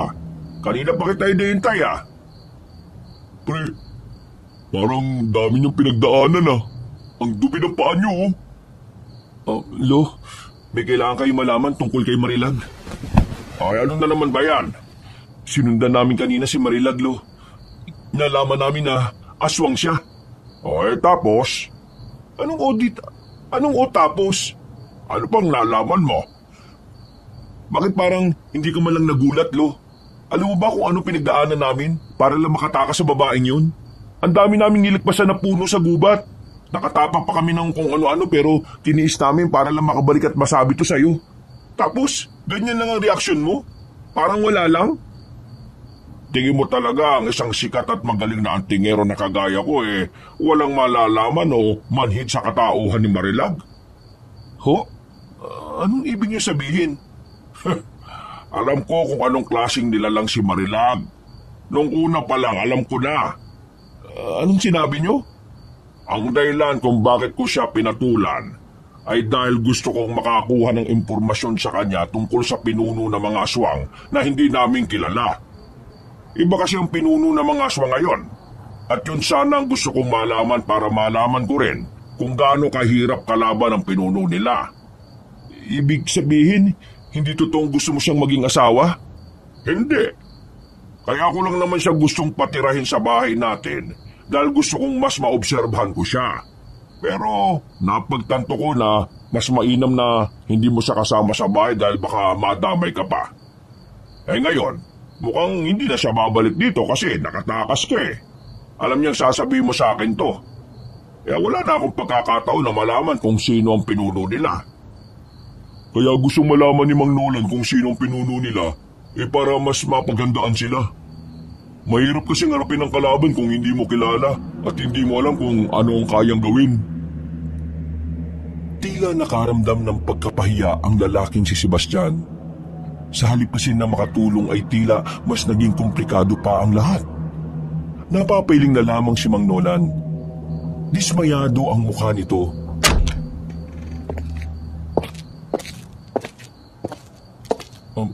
Pasensya na, Lo. Hindi ko alam na may ginagawa kayong ganun. Gusto ko lang naman sana makatulong At nag-aalala lang di talaga ako sa kaligtasan nyo. Hindi ko sinabi ang tungkol doon kasi ayaw ko madamay ka. Pero wala na tayong magagawa. Nangyari na ang hindi dapat. Kailangan lang nating umusad. Lo, gusto ko pong sumama sa inyo. Delikado rito, Apo. Pwede kaming mapalaban ngayong gabi kahit iba ang lakad namin. Hindi lang ang lakad nyo. Gusto kong sumama sa mga ginagawa ninyo. Hindi mo naiintindihan. Mapapahama ka lang. Gusto ko makabawi sa pagkakamaling nagawa ko ngayon, Lo. Kung pwede sana pagbigyan niyo ako. Mang Nolan, tingin ko dapat mo rin pagbigyan si Sebastian. Kasi tingin ko mas maganda kung matututunan niya rin yung mga ginagawa ninyo. Kasi hindi naman habang buhay nandiyan ka para protektahan siya. Tama si Carlo, Lo. Gusto ko matuto para kung sakaling mag-isa na lang ako sa buhay, kakayanin ko pa rin. Malungkot mang isipin pero darating din naman ang araw na iiwan niyo rin ako At kapag dumating yun, ayokong maging mahina kasi wala ka na. Naging madamdamin ang usapan na yun. Kalaunan ay pumayag na lang din na matandang si Nolan. Sa isip-isip din kasi nito ay mas mainam na rin talagang kasama niya ang apo sa kanyang laban. Nang sa ganon ay mabantayan niya rin ito. Hindi naging madali para kay Sebastian na tanggapin na siya ang sumira ng plano ng kanyang lolo tungkol kay Marilag. Nung gabing yun ay hindi na siya napakali. Mga bandang alauna nga ng madaling araw ay nakabalik na rin ang kanyang lolo at si Cardo. Pero ang kanyang utak ay hindi pa rin natatahimik. Bakit hindi ka pa natutulog? Yung kaibigan mo sa loob umihilik na Pagod din kasi yan si Bekbek Akala kasi namin kanina katapusan na talaga ng buhay namin, lo. Ikaw, ano bang gumugulo sa isipan mo? Naiinis pa rin ako sa sarili ko. Hindi ko kasi alam na may iba ka palang plano. Masira ako patuloy. Huwag mo nang isipin yun na po. Nangyari na Ang kailangan na lang natin isipin ngayon ay ang kung paano natin magagawa ang bagong ritual. Bukas ng gabi, kabilugan na ng buwan, ilalagay na natin ang mga pangontra sa bawat baryo at isasagawa natin sa gubat ang mga ritual ng maging epektibo ang mga proteksyon. Isasama niyo ba talaga ako? Oo, kailangan kita ron Kasama din natin si Cardo. Lo? Paano kung malaman ng mga aswang na isasagawa mo na naman ang ritual para sa proteksyon? Ayun ang dapat natin pagandaan. Dahil hindi ko rin man talaga alam kung ano mangyayari. Ito ang unang beses na gagawin ko ito. Kaya sana magawa ko rin ang nagawa ni Itay Muros. Napatango na lamang ang binatang si Sebastian. Matapos ang kanilang usapan, ay gumaan na rin ang pakiramdam niya. Kaya naman nakatulog na rin siya kalaunan. Kinaumagahan, maagang umalis ang kanyang lolo. Ang naiwan lamang doon ay si Cardo na siya namang maagang nagluto ng kanilang makakain. Gutom na kayo? Nagluto ako ng kamote. Walang mabilis sa palengke. Sarado ngayon. Bakit sarado? Lunes ngayon Meron kasing kumakalat na chismis. Ang sabi, meron daw nakatirang aswang dito sa atin. Di ko nga alam kung bakit bigla na lang nagkaroon ng ganong kwento Siguro, nagsimula yun nung napatay ng aswang yung lalaking maangas dito. Si Tanoy? Oo, yun nga. Mukhang apektado na rin talaga ang baryo namin ngayon Mas lalo naman yung baryo namin. Bakit?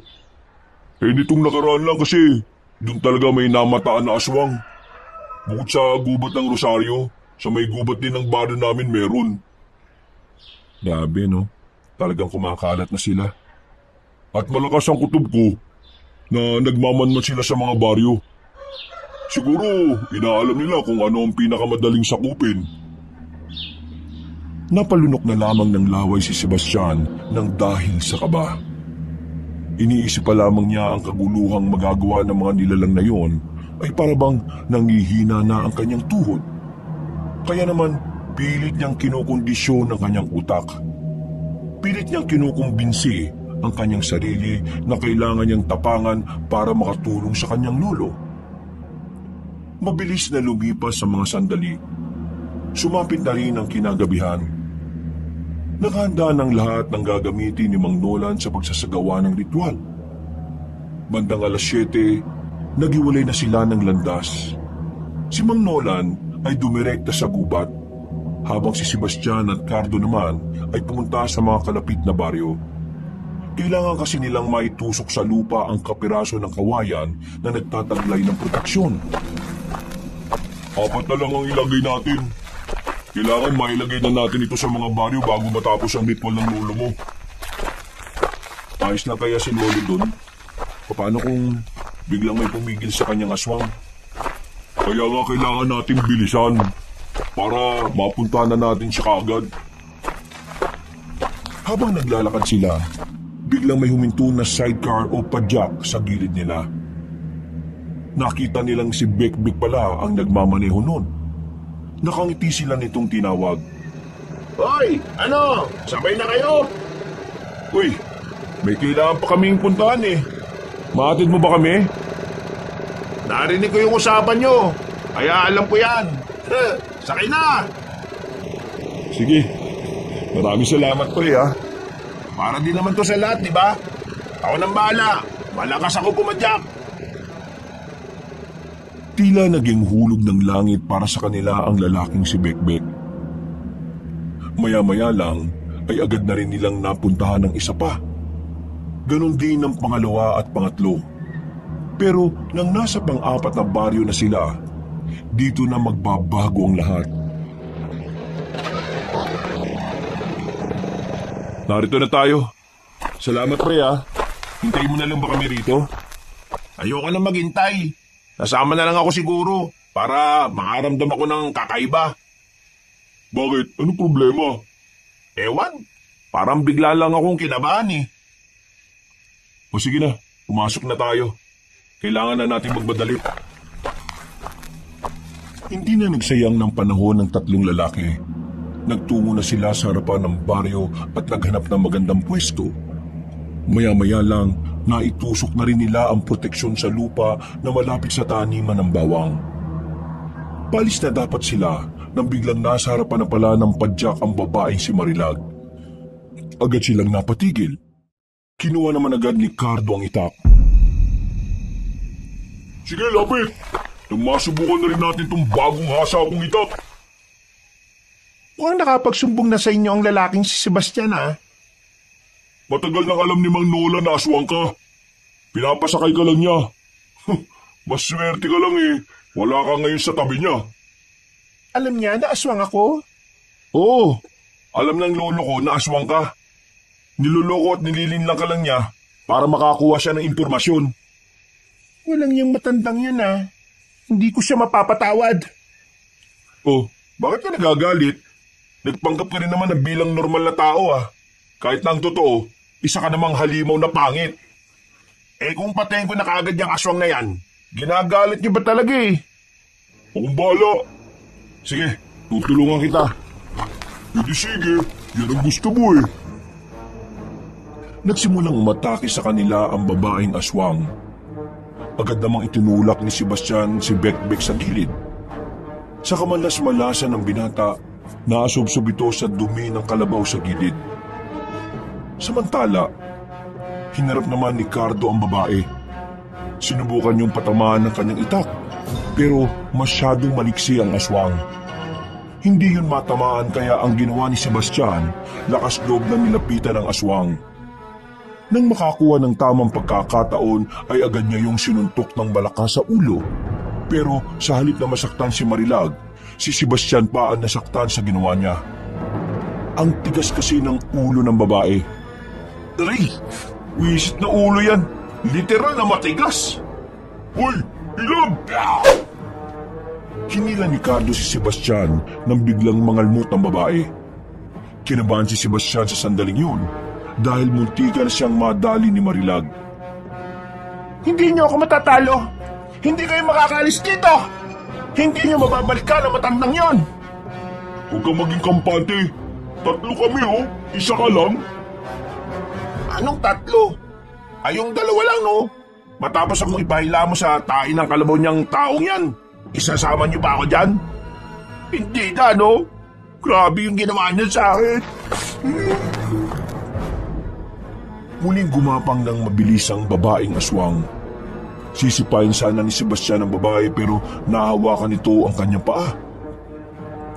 Buti na lang at mabilis yung nataga ni Cardo. Dumistansya ang babae nang maramdaman nito ang malalim na hiwa na tinamo sa braso. Ngayon na, Sebastian! Ha? Sabayan mo ako! Kahit na naguguluhan, ay sumabay pa rin si Sebastian sa paglapit sa babae. Habang tinatagaan ni Cardo si Marilag, kumuha naman ng bato sa gilid ng binata. Pinagbababato niya si Marilag. Nang dahil sa ginawa niya, ay nahati ang atensyon ng aswang. Dahilan para matamaan na yun ni Cardo.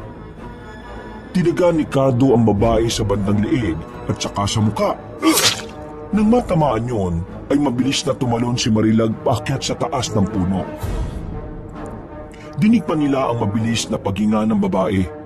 na tila ba hinihingal na ito dahil sa mga sugat na tinamo.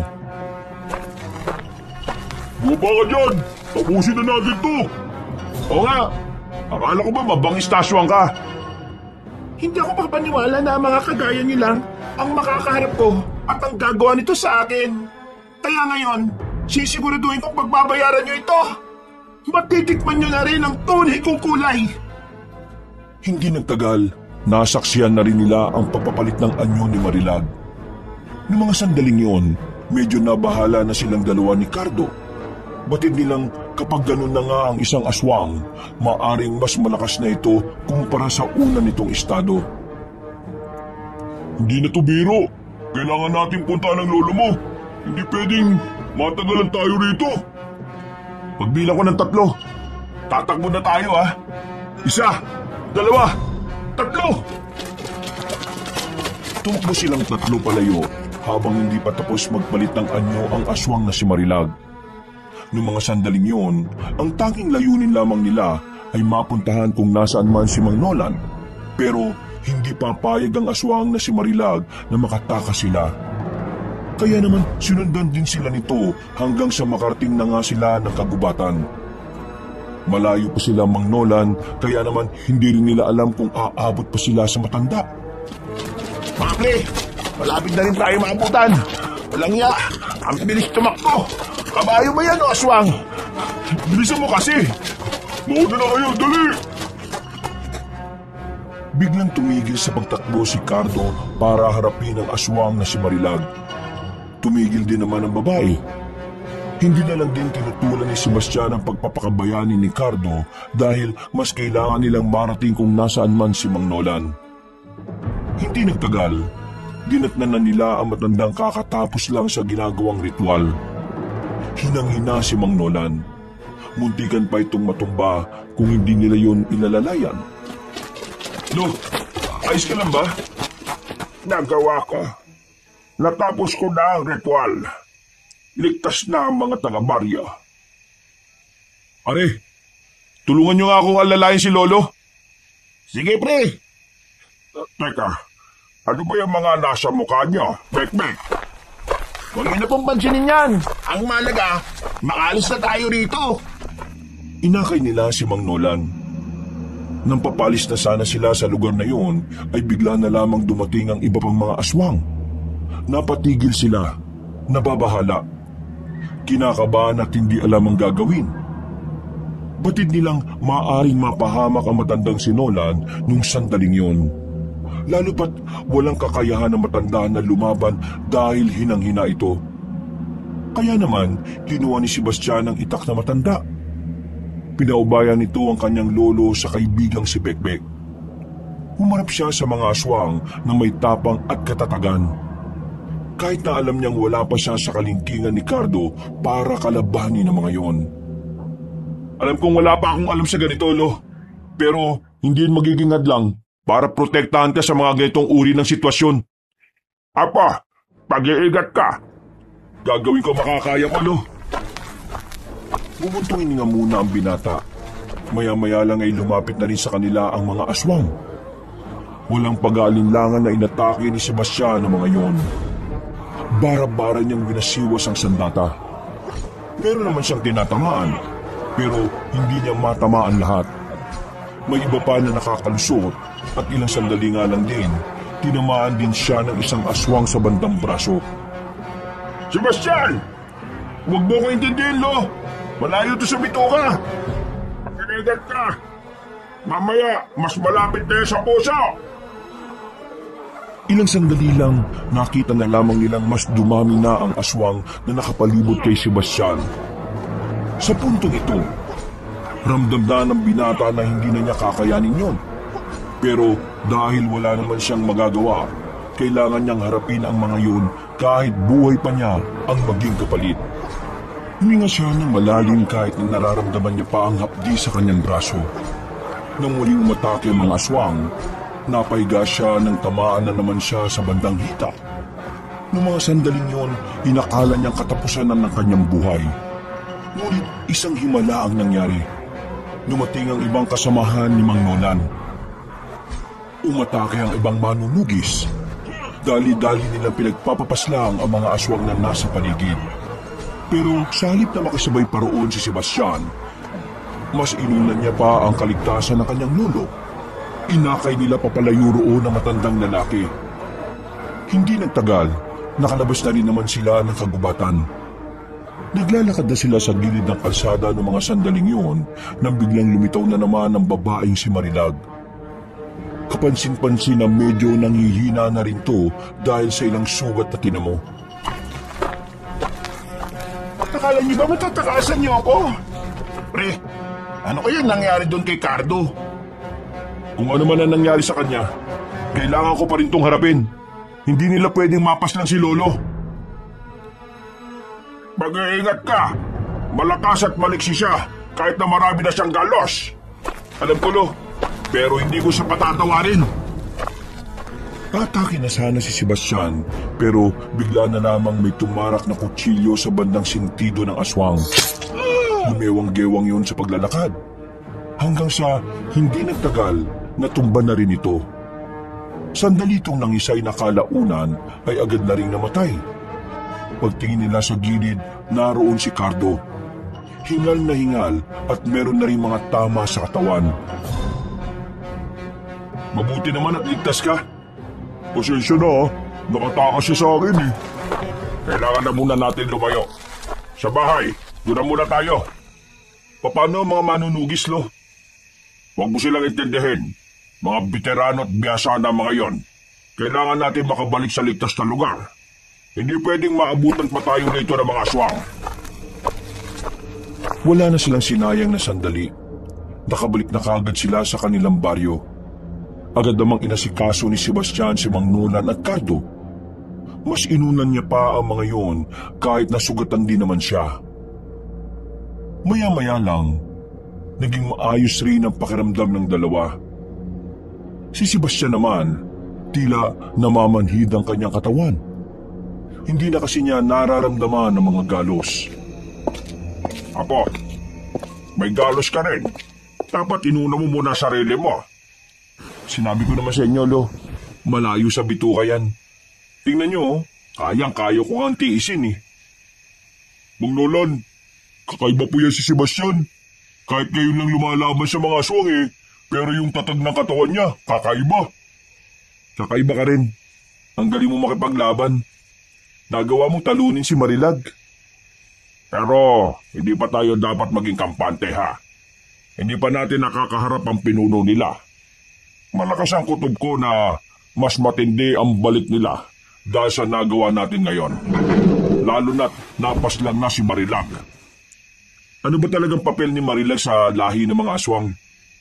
Malakas ang inala ko na siya ang kanang kamay. Siya ang kasintahan ng pinuno. Wala pa rin ba talaga tayong impormasyon tungkol sa pinuno nila? Magpapasko na eh. Wala pa rin eh. Kaya hindi ko rin talaga masabi na nakakalamang na tayo sa laban na ito. Hello, maiba lang ah. Nagtataka lang kasi ako. Di ba sabi nyo sa mga tao, ikaw ang pinakamahusay na antingero? Pero bakit kanina, hindi mo naman yata nagamit yung anting-anting nyo? Kahit ang anting-anting ko ay nauubos din ang lakas sa paggawa ng ritual. Hindi ko inakala na ganun pala katindi ang proteksyon na nagagawa nun.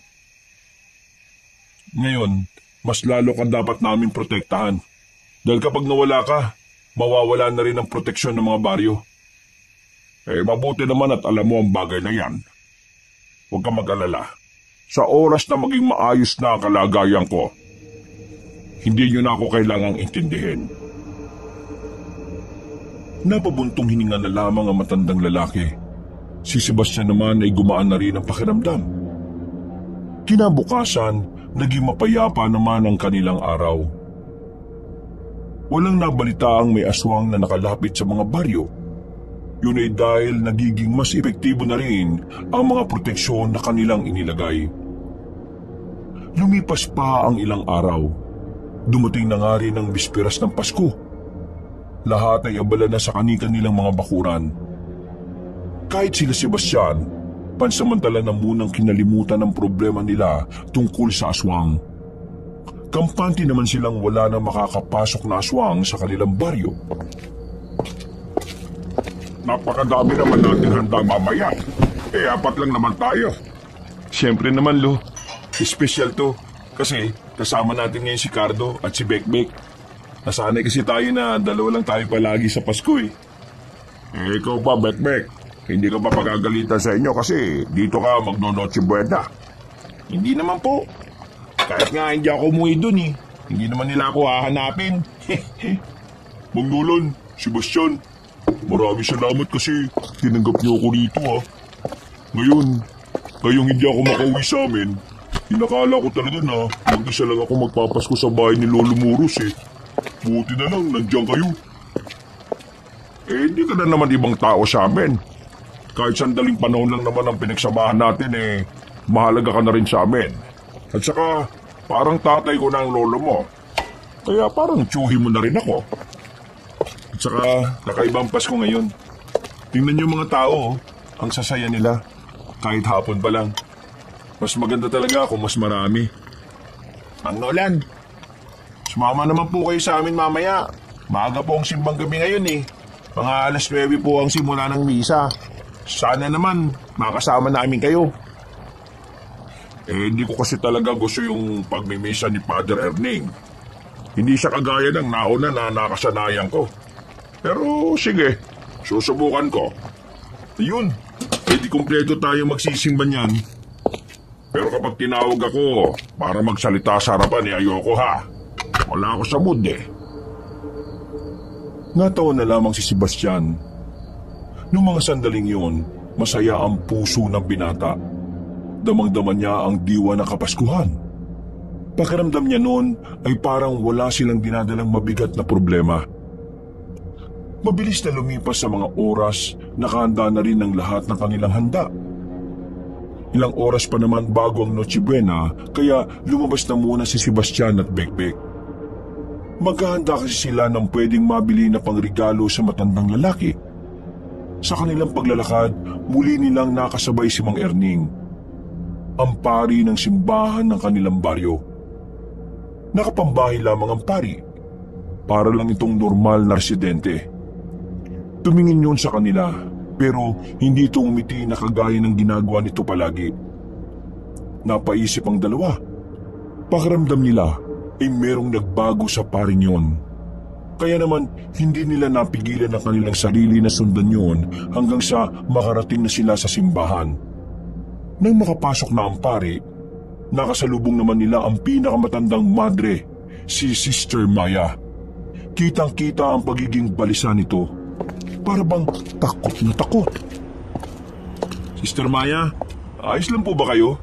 Bakit para kayong nakakita ng multo? Sister Maya, ayos lang po ba? Bakit parang hindi naman po kayo masaya? Pasko na mamaya, di ba dapat? Tulungan niyo ako. Po? Tulungan? Bakit po? Ano pong kailangan niyo? Nasa panganib ang baryo natin. Kailangan natin... Sister! Napalingon silang tatlo nang marinig nila ang tinig ng pari na si Erning. Nakangiti itong lumapit sa kanila. Hinawakan ni Erning ang matandang babae at saka marahas na inakay palayo sa 2 binata. Pasensya na kayo ha. Pero marami pa kasi kaming gagawin ni Sister mamaya sa loob eh. Abala kasi kami ngayon para sa misa mamayang gabi. Ayos lang po, Father Erning. Bago makaalis sa mga yun, tumingin pa sa kanila ang madreng matanda. Tila meron nitong gustong sabihin sa kanila na hindi nito mabigkas. Bagay na nagdulot ng palaisipan sa kanilang magkaibigan. Tingin mo, ano kaya yung sinasabi ni Sister Maya? Hindi ko rin alam eh. Pero parang masama ang pakiramdam ko dito. Anong gagawin natin? Oobserbahan natin si Sister Maya. Kailangan natin siya makausap. Paano kung pagalitan tayo ni Father Erning? Bakit naman niya tayo pagagalitan eh? Gusto lang naman natin makausap si Sister Maya. Hihintayin natin kung kailan siya magkakaroon ng libreng oras. Kahit na alam nilang hindi tamang manmana ng mga madre sa loob, pasimple silang lumapit ng simbahan at sumilip doon. nakita niyang abala ang mga yun sa pagdedekorasyon. Habang naghihintay sila sa gilid, sa hindi inaasahang pagkakataon ay bigla na lamang lumitaw ang matandang pari na si Erning. Nasa likuran na pala nila yon. Hindi nila namalayan. Nagtataka rin sila kung papaanong napunta roon ng pari samantalang nakita nila yon sa loob ng ilang minuto lang ang nakalipas. Ano ang ginagawa niyo riyan? Wala po. Pinapanood lang po namin kung paano nila ginagawa yung mga dekorasyon. Opo, iyon na nga po. Pinapanood o may iba kayong gustong gawin? Wala naman po. Tandaan niyo, masama ang nagsisinungaling. Nakatingin sa inyo ang Panginoon.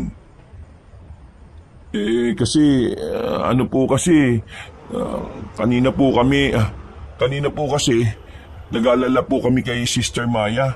Parang may gusto po siyang sabihin sa amin eh. Huwag yun ang alalahanin si Sister Maya. Meron lang siyang pinagdaraanan ngayon. Na alam ko naman na malalagpasan niya yan sa tulong ng ating pinakamamahal na Panginoon. Sigurado po ba kayong nasa maayos na kalagayan po siya? Oo naman. Hindi ba kayo naniniwala sa sinasabi ko? Tingin niyo ba magsisinungaling ang kagaya kong alagad ng Diyos? Pasensya na po. Nag-aalala lang talaga po kami kay Sister Maya. Wala kayong dapat na ipag-alala. Hanggat nasa bahay siya ng ating Panginoon, ay walang mangyayaring masama sa kanya. O siya, sige na. Umuwi na kayo sa inyong tahanan.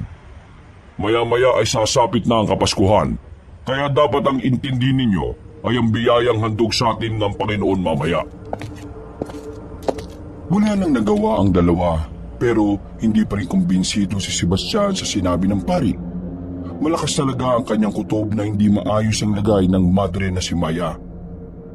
Mabilis na lumipas ang mga oras. Sumapit na rin ang kinagabihan. Halos lahat ng tao sa mga sandaling yun ay naghahanda na para sa darating na simbang gabi. Pero hindi pa rin mapakali ang binatang si Sebastian ng mga sandaling yun.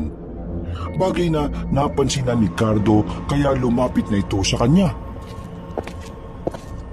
Pre, ayos ka lang ba? Kanina pa kita napapansin na para kang malalim ang iniisip ah.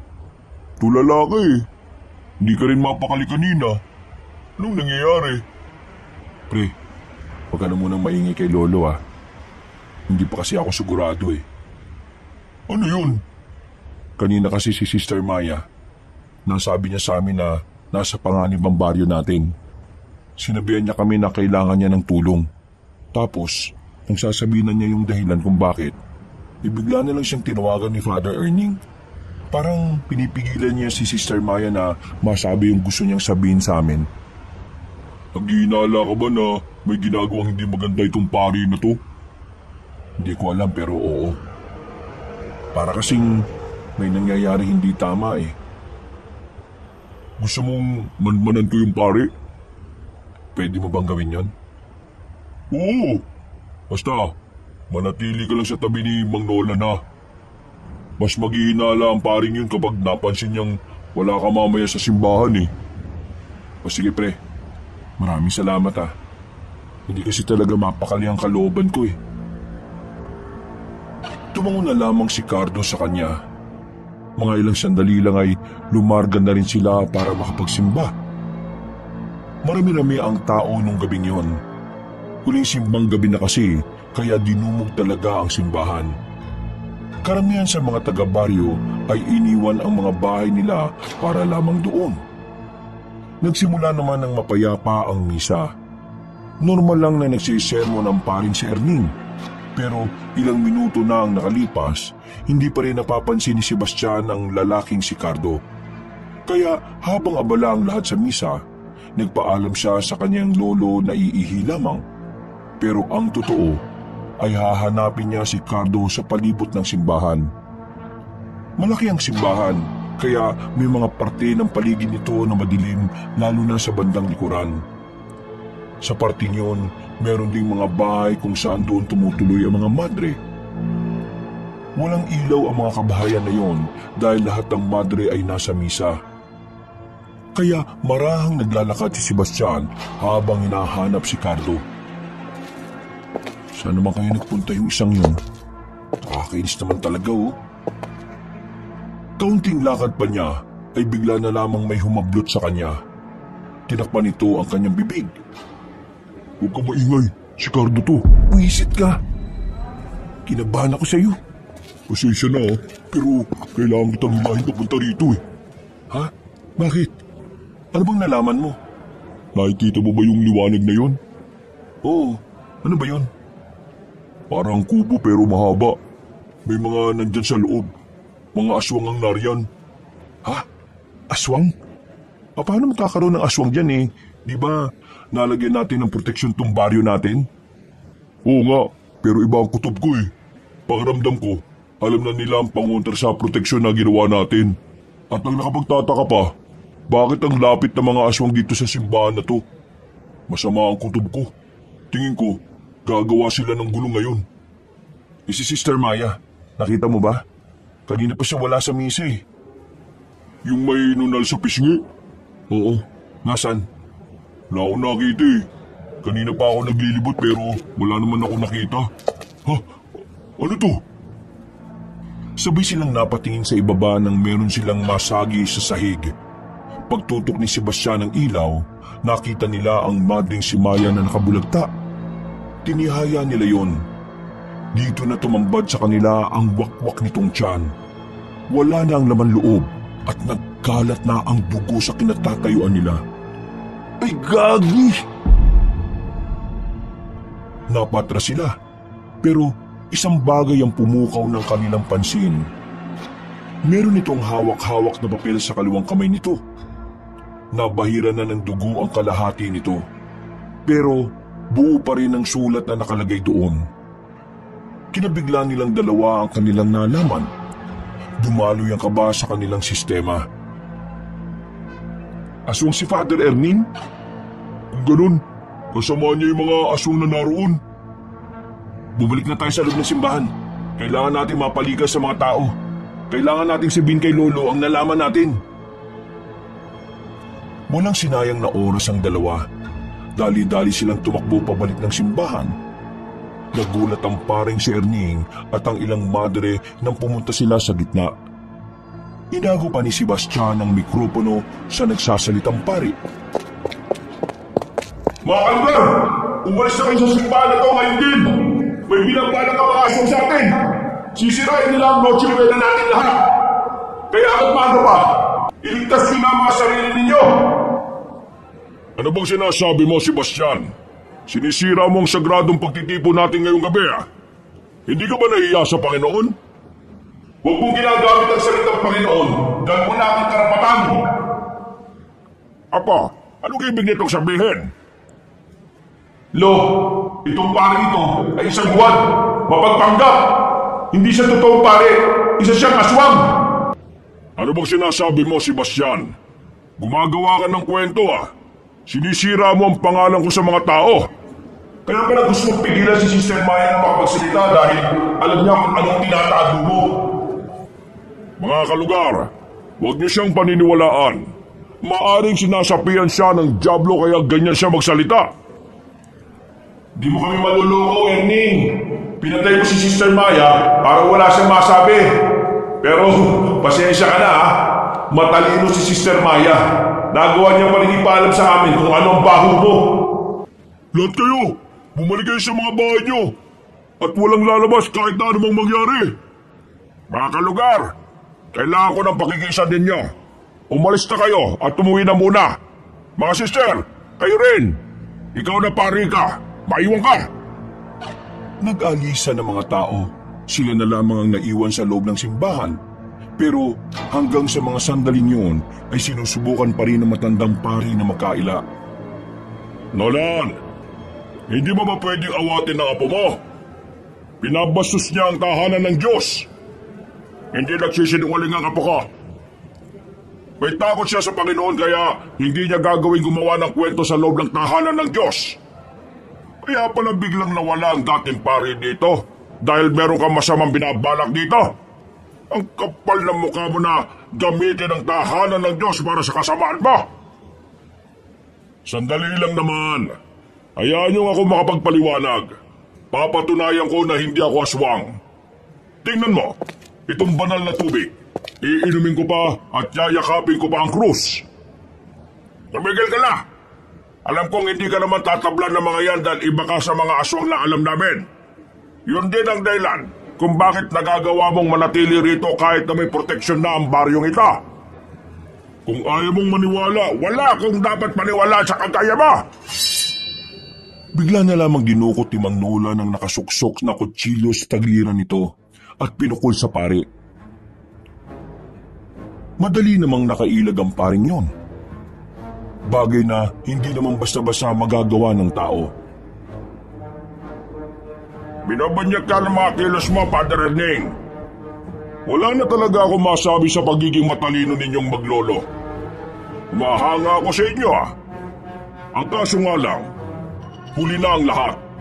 Naipakalat ko na ang mga tauhan ko sa buong baryo. At wala na rin bisa sa amin ng proteksyon. Dahil alam ko na kung paano yung kukontrahin. Masyado kang nagiging kampante. Bakit?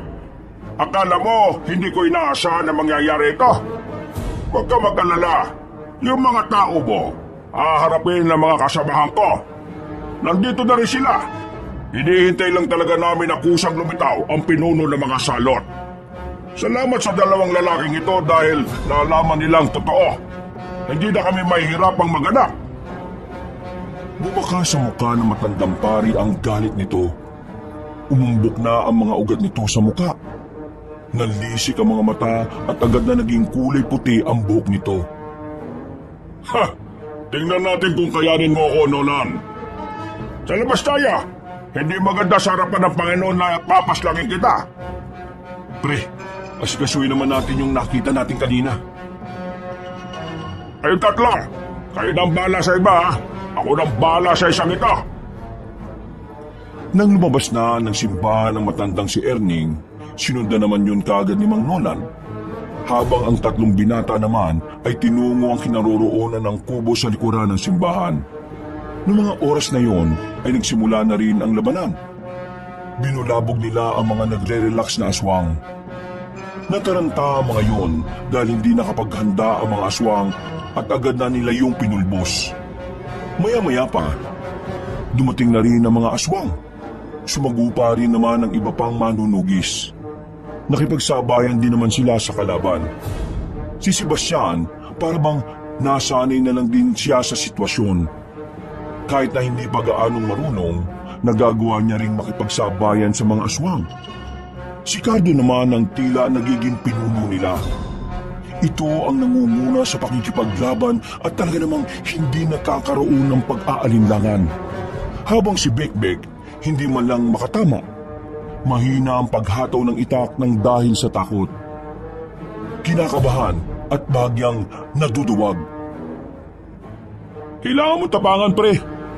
Kapag hindi natin sila natalo, mapapahamak ang mga tao rito. Mapapahamak ang mga pamilya natin. Oo, hindi na ako matuduwag.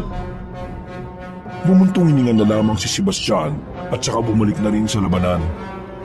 Naisip niyang puntahan ang kanyang lolo.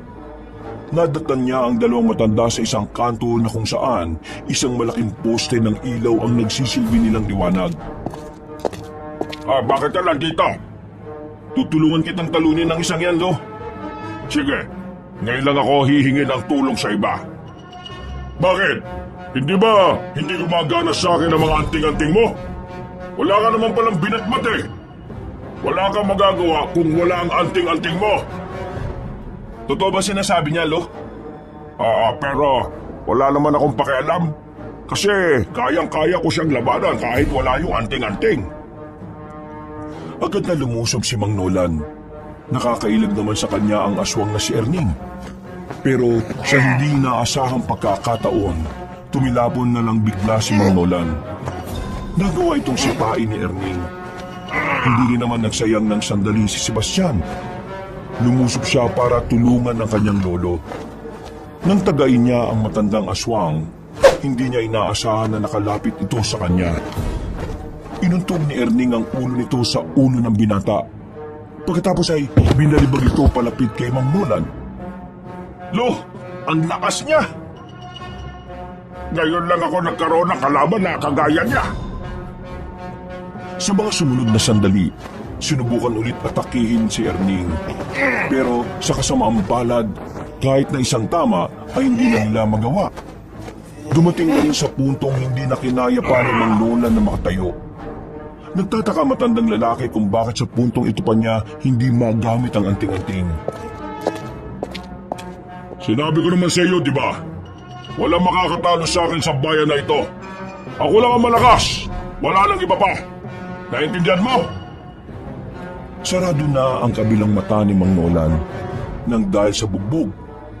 Si Sebastian naman ay hindi na rin alam ang gagawin dahil hindi na rin makatayo.